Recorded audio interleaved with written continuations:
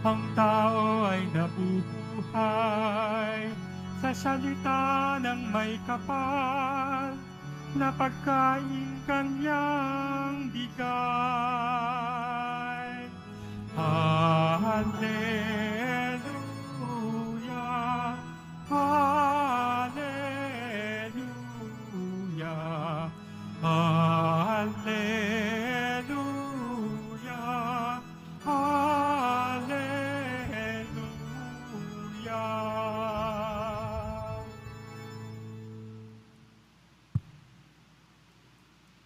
Sumainyo ang Panginoon. At sumayo rin. Ang mabuting balita ng Panginoon ayon kay San Juan. Papuri sa iyo, Panginoon. Nung panahong iyon, tumawid si Jesus sa ibayo ng lawa ng Galilea na tinatawag ding lawa ng Tiberias. Sinundan siya ng maraming tao sapagkat nakita nila ang mga kababalaghang ginawa niya at pagpapagaling sa mga may sakit. Umahon si Jesus sa burol kasama ang kanyang mga alagad at naupo roon malapit na noon ang pista ng Paskwa ng mga Hudyo. Tumanaw si Jesus at nakita niyang dumarating ang napakaraming tao. Tinawag niya si Felipe. Saan tayo bibili ng tinapay upang makakain ang mga taong ito? Sinabi niya ito para subukin si Felipe, sapagkat alam ni Jesus ang kanyang gagawin. Sumagot si Felipe, kahit na po halagang 200 denaryong tinapay ang bilhin, ay di sasapat para makakain ng tagkakaunti ang mga tao. Sinabi ng isa sa kanyang mga alagad, si Andres, na kapatid ni Simon Pedro, meron po ritong isang batang lalaki na may dalang 5 tinapay na sibada at 2 isda. Ngunit gaano ito sa ganyan karaming tao? Paupuin ninyo sila, wika ni Jesus. Madamo sa lugar na iyon, umupo ang lahat. Humigit kumulang sa 5,000 ang mga lalaki. Kinuha ni Jesus ang tinapay at matapos magpasalamat sa Diyos ay ipinamahagi sa mga tao. Gayon din ang ginawa niya sa isda. Binigyan ang lahat hanggat sa gusto nila. Nang makakain na sila, sinabi niya sa mga alagad, tipunin niyo ang mga lumabis para hindi masayang. Gayon nga ang ginawa nila at nakapuno sila ng 12 bakol. Nang makita ng mga tao ang kababalaghang ginawa ni Jesus, sinabi nila, tunay na ito ang propetang paririto sa sanlibutan.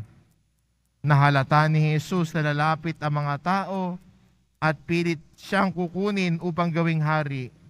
Kaya muli siyang umalis na mag-isa patungo sa kaburulan.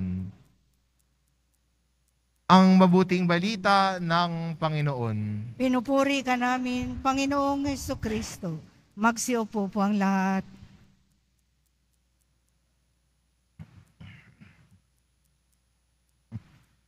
Si Jesus ay sinundan ng maraming tao. Pagkatapos sila masaksihan ang kabutihang ginawa ni Jesus, ang mga kababalaghang ginawa ni Jesus, sinundan siya ng maraming tao. Pero magandang tignan na hindi lamang yon ang dahilan bakit nila sinusundan si Jesus. Hindi lamang nila sinusundan si Jesus dahil may napagaling siyang may sakit, siya ay nakagawa ng maraming magagandang bagay at kababalaghang at mga milagrong nagawa. Pero higit sa lahat, si Jesus ay sinasamahan lagi ito ng pagkakataon na ipahayag ang salitaan ng Diyos. Kaya sa bawat pagkakataon na siya gumagawa ng mga milagro, itong mga himalang ito, kasama din ang pagpapahayag ni Jesus sa mabuting balita.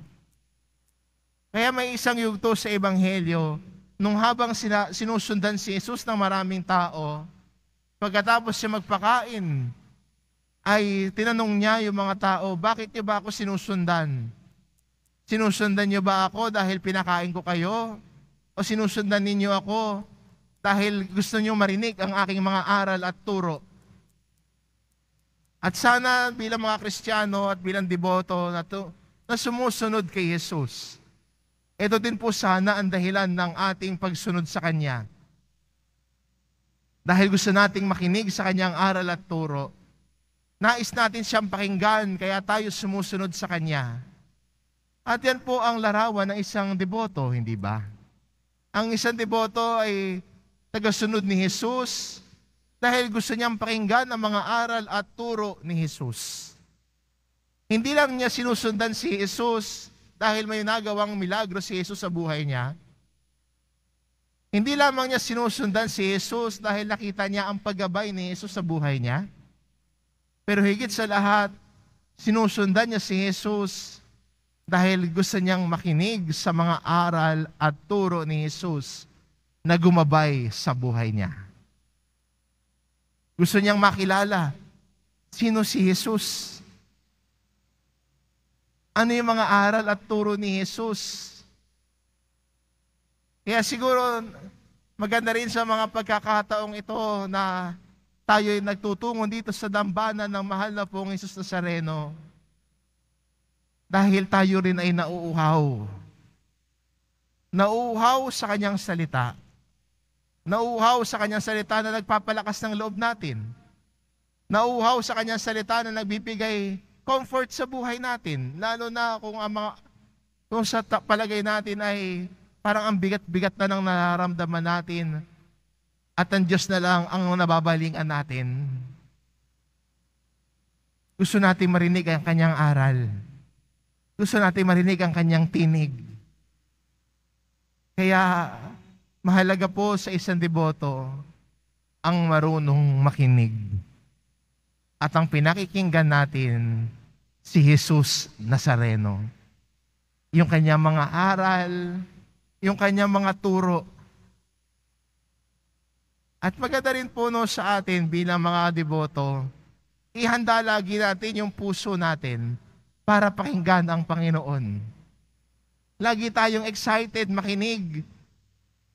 Lagi tayong excited basahin ang salita ng Diyos. Lagi tayong uhaw sa Kanyang salita. Uhaw sa Kanyang turo. Uhaw sa Kanyang presensya. Ang mga tao sa Ebanghelyo, dahil sa pagpapahayag ni Jesus na may kasamang mga kababalaghang ginawa sa harapan nila, sinusundan nila si Jesus. Pero sana hindi lang dahil may nagawa si Jesus. Sana hindi lang dahil may kababalaghang ginawa si Jesus sa buhay natin, kaya natin siya sinusundan. Kundi maganda rin na dahil sinusundan natin si Jesus, dahil ang Kanyang salita ang nagbibigay buhay sa atin. Ang Kanyang mga aral at turo ay ang ating laging hinahanap. Hindi lang yung mga milagro, hindi lang yung mga mabubuting ginawa ng Diyos. Ang ating ugnayan sa Diyos ay nagmumula sa Kanyang pagpapahayag ng Kanyang salita. Pagkilala, paglapit, at pagmamahal natin sa Diyos. Maganda po sa ating ebanghelyong ito at sa ating patuloy ng paglalakbay bilang mga Kristiyano na patuloy lumapit sa Diyos na tumatawag sa atin. Patuloy na lumapit at mauhaw para pakinggan siya. Pakinggan ang Kanyang tinig. Pakinggan ang Kanyang mga aral at turo. At ang tugon natin sa lahat ng ito ay ang ating buong pusong pagsunod. Buong puso na pagtulad kay Jesus Nazareno sa bawat isa. At yan po yung nais ni Jesus para sa atin. Na sa ating pakikinig sa Kanyang salita, sa ating pakikinig ng Kanyang aral at turo, magdala ito ng pagbabago sa ating buhay. Patuloy na nagsusumikap na magbago. Patuloy na nagsisikap na maging mabuti. Patuloy na nagsusumikap na maging katulad ni Jesus sa iba. At ito po yung magandang challenge sa atin lagi ng ating mahal na pong Jesus Nazareno. Na maging katulad niya, maging larawan niya sa lahat ng tao. Dahil ang mukha ng bawat deboto ay mukha ni Jesus Nazareno. Amen.